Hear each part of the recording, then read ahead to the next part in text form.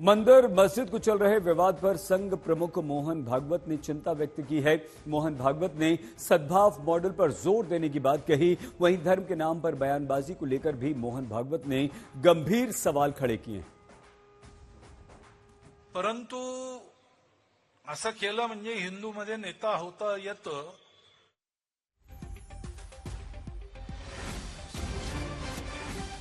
पुणे में एक कार्यक्रम के दौरान विश्व गुरु भारत इस विषय पर बोलते हुए मोहन भागवत ने कहा है, अतिवादिता छोड़कर धर्म के मध्यम मार्ग पर हमें चलना होगा।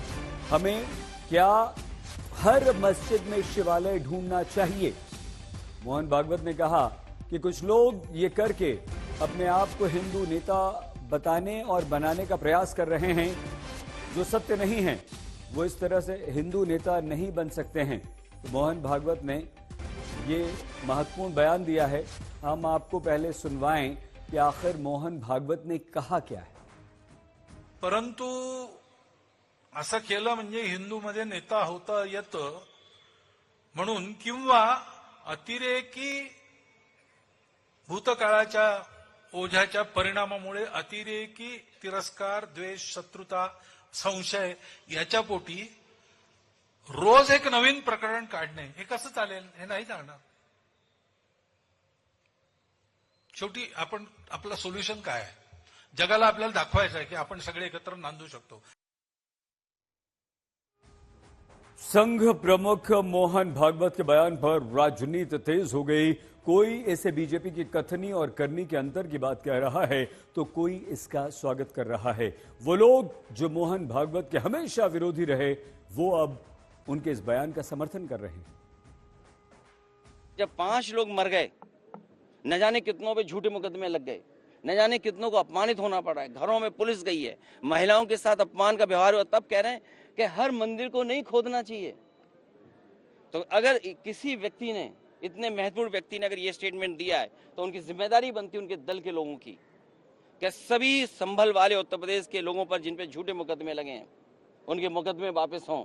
हालांकि जान वापस नहीं कर सकते, कोई धरती पर ऐसा नहीं जो जान वापस कर दे, लेकिन कम से कम उन परिवारों की सरकारी मदद करे जिस तरीके से मुआवजा वो और दूसरे लोगों को देते हैं। इन लोगों का काम ही है दिन रात यही बातें करना। अरे कभी देश की प्रगति की बात करो, भाईचारे की बात करो, संविधान की बात करो, लोकतंत्र की बात करो, किसान से भी कभी बात कर लो। देखिए, कथनी और करनी में फर्क नहीं होना चाहिए। जो सुझाव उन्होंने दिया है रचनात्मक सुझाव है, पर जो लोग उनसे विचारात्मक तौर से इत्तेफाक रखते हैं, ये राय उनको देनी चाहिए कि भाई वो संयम रखे, धैर्य रखे, और जो भारत का संवैधानिक ढांचा है, भारत की न्याय प्रणाली है, जो कानून इस संसद ने पारित किए हैं, उसकी रक्षा और सुरक्षा करें। मुझे पहले भी कहा था कि सारे मस्जिद के नीचे अब शिवलिंग ढूंढने की खोजने की कोई जरूरत नहीं, और वो बिल्कुल ठीक ही कहा। इतिहास तो इतिहास है, बहुत कुछ हुआ है 500 साल पहले। अरे 21वीं शताब्दी में हमारे आज के जनता को कौन तकलीफ दे दे इसके बुनियाद में? मेरे ख्याल में अभी हम भविष्य के बारे में सोचने का वक्त आया है। हमारे जवान भारतवासियों के बारे में सोचने का वक्त आया है, भारत के भविष्य के बारे में सोचने का वक्त आया है। देखिए, पहले हमें बहुत आश्चर्य हुआ कि उनकी तरफ से ऐसा बयान आया है, लेकिन कोई भी व्यक्ति अगर देश में आपसी भाईचारा बनाने की बात करेगा तो हम उसका स्वागत करते हैं, उनके बयान का स्वागत करते हैं।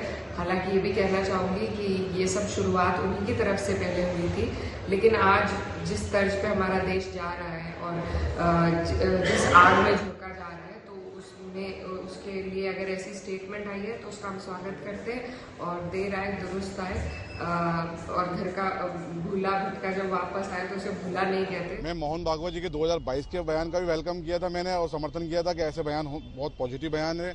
कल जो उन्होंने बयान दिया मैं उसका भी इत्तेफाक रखता हूँ। ऐसे इंटेलेक्चुअल, ऐसी संस्थाओं को आगे आना चाहिए कि जो देश में धार्मिक उन्माद पैदा करने की कोशिश कर रहे हैं, धार्मिक कटुता को बढ़ाने की कोशिश करते हैं, उनसे बचा जाए, और ऐसे इंटेलेक्चुअल आगे आकर के इनिशिएटिव लें कि हम किस तरीके से इस विवाद को, धार्मिक उन्माद को इस देश से पूरी तरीके से खत्म करें। आज देश तीसरे नंबर की आर्थिक शक्ति बनने जा रहा है, देश विकास की राह पर अग्रसर है, लेकिन ऐसे जो छोटी मानसिकता रखते हैं और पब्लिसिटी चाहते हैं, वो लोग देश को, मैं समझता हूँ समाज को, देश को पीछे ढकने का काम कर रहे हैं।